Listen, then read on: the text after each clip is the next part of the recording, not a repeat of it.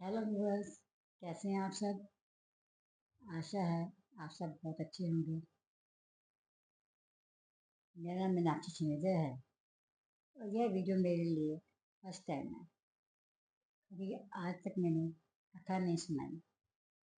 कुछ मैं भजन बोलती हूँ। मेरे काफ़ी व्यूअर्स हैं और व्यूज़ मुझे अच्छे मिलते हैं। आप सोच रहे हैं कथा बोली जाए। पंजाबी हैं, लेकिन मैं ये कथा आपको हिंदी में सुनाऊंगी, क्योंकि आजकल जैसे मेरी डॉटर इन लॉ या और सबकी डॉटर इन लॉ होंगी, आजकल जनरेशन में हिंदी ज़्यादा चलती है, सबके काम आएगी। तो मैं कोशिश करने जा रही हूँ कि आपको महालक्ष्मी जी की व्रत की कथा सुनाऊं। एक राजा था, मंगलसेन। उसकी दो रानियां थी। एक का नाम उन्नी और एक का दुम्नी। ये दो रानियां थी। छोटी का नाम दुम्नी था और बड़ी उन्नी। उन्नी जो है राजा के साथ नहीं रहती थी।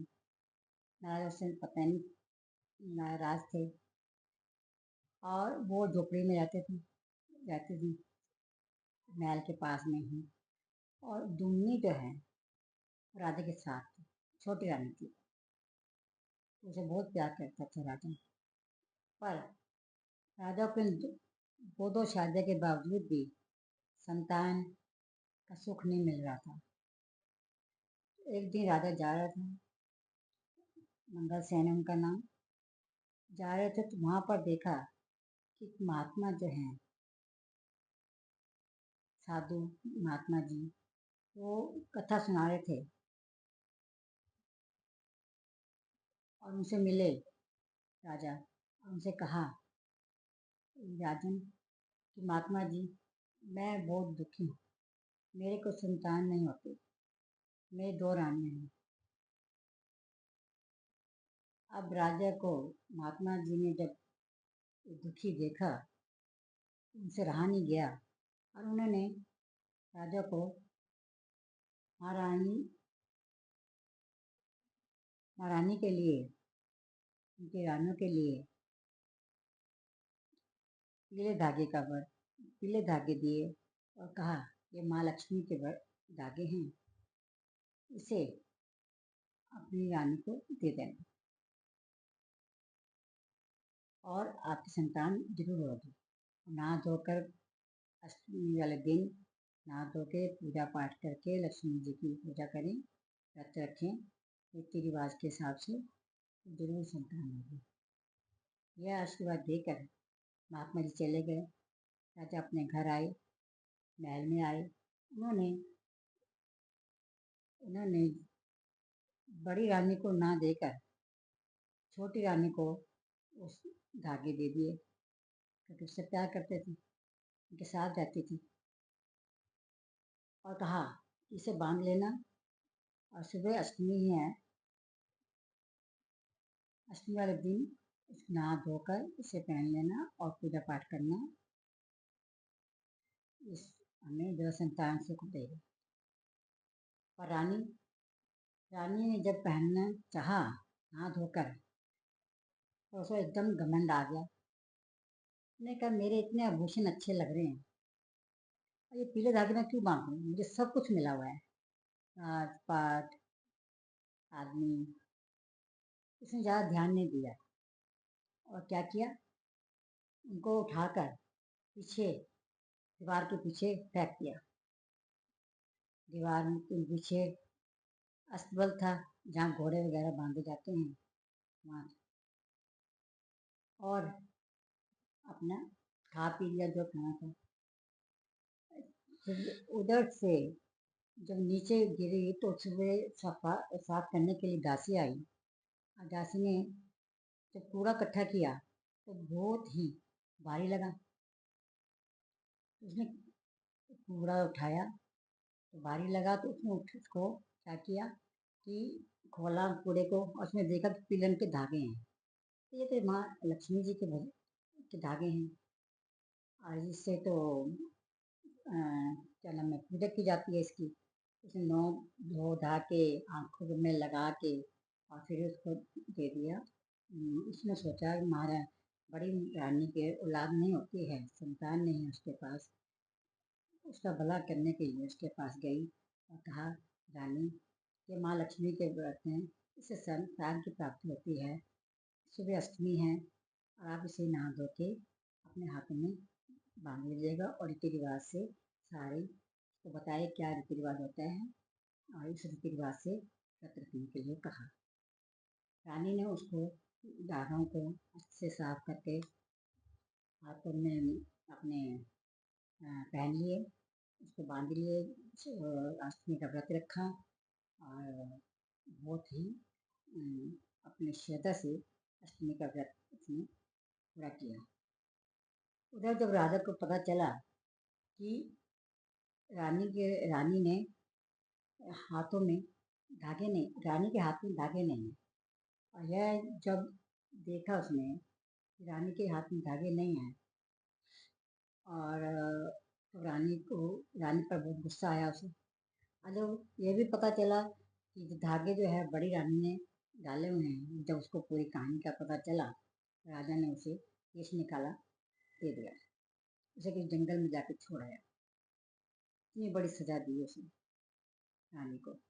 रानी घूमते घुमाते धक्के खाते हुए जंगलों में फिर रही थी।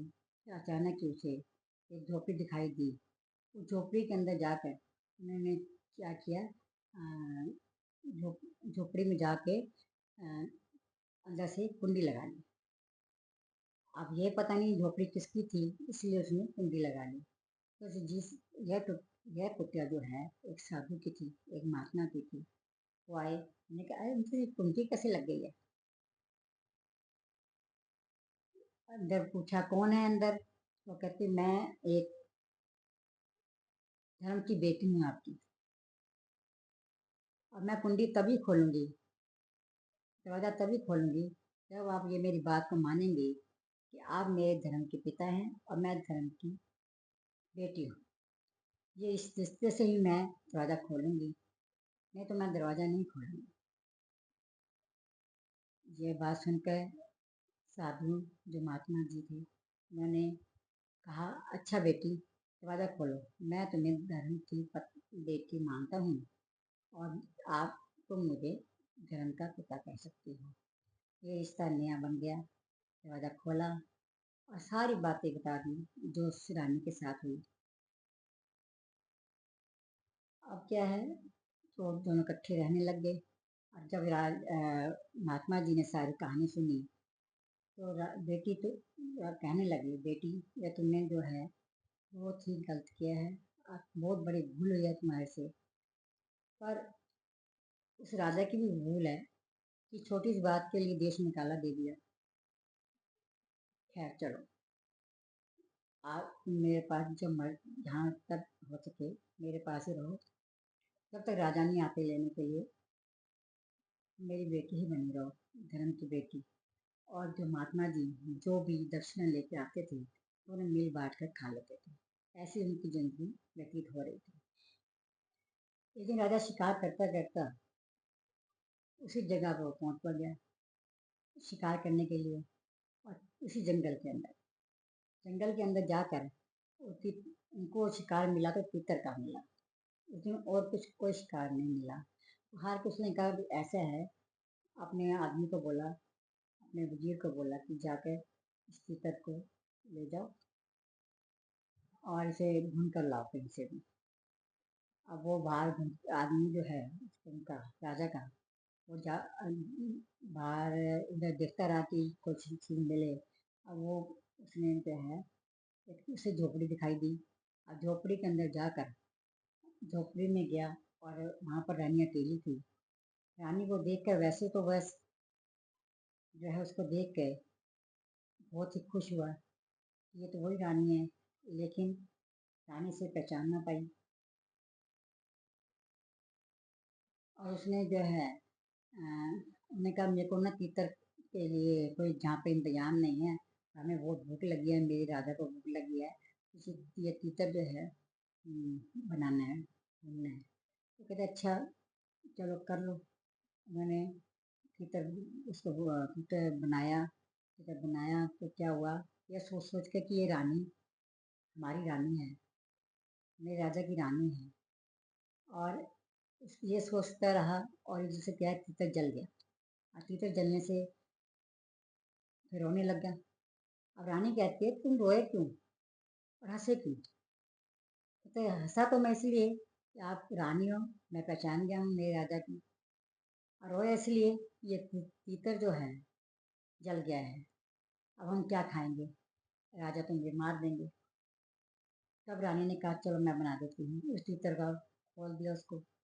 तीतर तीतर को खोल के अच्छे से भून के उसको दूध में डाल के उसको साफ सुथ करके तीतर जो है बना दिया। उसे पता है राजा कैसे खाते हैं, तो पहचान तो गई वो भी। अब वो तीतर लेके गया। जब राजा को उसने तीतर दिया खाने के लिए, तो ये कहते तीतर जैसे ही खाया वो पहचान गया ये तो मेरी रानी के हाथ का है। उसने कहा चलो मुझे ले चलो वो झोपड़ी में जहाँ रानी रहती है। अब वो झोपड़ी में लेकर आया राजा को। राजा ने जैसे ही दरवाज़ा खोला तो वो अपनी रानी को देख के बहुत खुश हुआ और माफ़ी मांगी कि मैंने तुम्हारे साथ बहुत मैं अन्याय किया।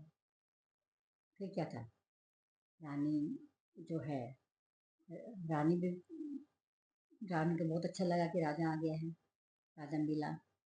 लेकिन राजा ने कहा चलो अब घर चलो, क्या यहाँ झोपड़ी में रह रही हो, चलो मेरे साथ मैं तुम्हारे राज्य में ले जाता हूँ। रानी कहती है अब पहले वाली बात नहीं है, मैं केवल आपकी पत्नी ही नहीं हूँ बल्कि एक बेटी भी हूँ। मेरे यहाँ धर्म पिता है बने हुए हैं जिनके साथ मैं रहती हूँ। जब तक वो मुझे आपके साथ नहीं भेजेंगे मैं नहीं जाऊँगी। मैं उनकी बेटी हूँ, बेटी की तरह विदा करेंगे तो मैं जाऊँगी। राजा राजा ने राजा को बोला कि तुम मुझसे ना पूछ के जाना, उनसे पूछना। अब महात्मा जी आए, उन्होंने देखा कि एक आदमी जो है जेंट्स है वो हमारी झोपड़ी में कैसे गया। एकदम से गुस्सा बहुत क्रोधित हुए। लेकिन जैसे ही इसने रानी ने आगे हो गई और कहा नहीं नहीं पिताजी, ये मेरे पति हैं, मेरे राजा हैं,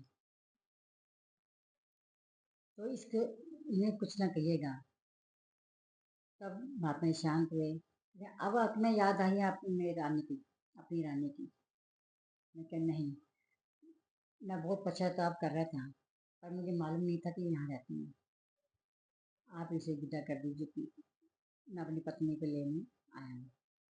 राजा ने तब साधु ने कहा कि अच्छा ठीक है, आप सुबह मैं आपको इसको विदा करूँगा रीति रिवाज से। ये मेरी बेटी है और बेटी की तरह ही मैं इसे विदा करूँगा। इसे डोली में बिठा के लेके जाऊँगा, आप डोली का इंतजाम करो। राजा ने डोली का इंतजाम किया। सुबह डोला लेके आया और डोला सजा के लेके आया राजा। और इसको धर्मपिता ने विदा किया, रानी को, छोटी रानी को विदा किया। अब क्या था, अब उनको एक परीक्षा भी लेनी थी धर्मपिता को। उन्होंने कहा बेटी, ये लोटे में मैं तुम्हें दही दे रहा हूँ, इस लोटे में दही दे रहा हूँ और यदि ये छलका पानी बनकर छलका और दही भी हिली भी और समझ लेना उसके ऊपर, जो दही के ऊपर एक फूल भी रखा, फूल यदि मुरझा जाए, ये दही छलक जाए तो समझ लो बीमार हूँ, और ऊपर जो फूल था ये सूख गया तो समझ लो मैं नहीं रहा। यह कहकर रीति रिवाज से को विदा किया रानी को। रानी अपने राजा के साथ, मंगा सेन जी के साथ गई। दुमनी मंगल स्वयं राजा के साथ गई छोटी रानी की डोली। और वहाँ जाकर आधे रास्ते में पहुंची होंगी और दही छलक गई, पानी थोड़ा बाहर निकल आया। अब उन्होंने कहा कि मेरे को तो वापस जाना है, मेरे धर्म पिता बीमार हो गए हैं। और थोड़ी देर बाद देखा कि वो भी मुरझा गया है, लेकिन नहीं अब तो मैं हर हालत पे जाना है, ये कह के रोने लगी। राजा साथ में जिद भी करने लगी। राजा को वापस लेके आना पड़ गया। और घर आके देखते हैं कुटिया में कि वो तो हंस रहे हैं। अब ये देख के उन्होंने कहा कि ये क्या किया पिताजी, हम इतनी दूर से आए हैं वापस। कहते मैं बेटी तुम्हारी परीक्षा ले रहा था कि आप धर्म पिता को भूल तो नहीं जाओगी बेटी, सदा सुहागन रहो, फलो फूलो, वंश चलाओ, संतान आपकी होगी, फूलो फलोगी, ये मेरा आशीर्वाद अपना साथ सारी मनोकामनाएं जो तुम्हारी यहाँ पूरी होंगी। धन लक्ष्मी सब कुछ होगा आपके पास, बस माँ लक्ष्मी का व्रत न छोड़ना। माँ लक्ष्मी की आशीर्वाद से तुम्हें सब कुछ मिलेगा। लक्ष्मी माता बहुत प्रसन्न होगी। तुमने पश्चाताप किया है, अब उसका जो व्रत रखे हैं उसका फल मिलेगा। क्या कहते हैं, उनको दोबारा से विदा किया। ये कहानी है माँ लक्ष्मी की।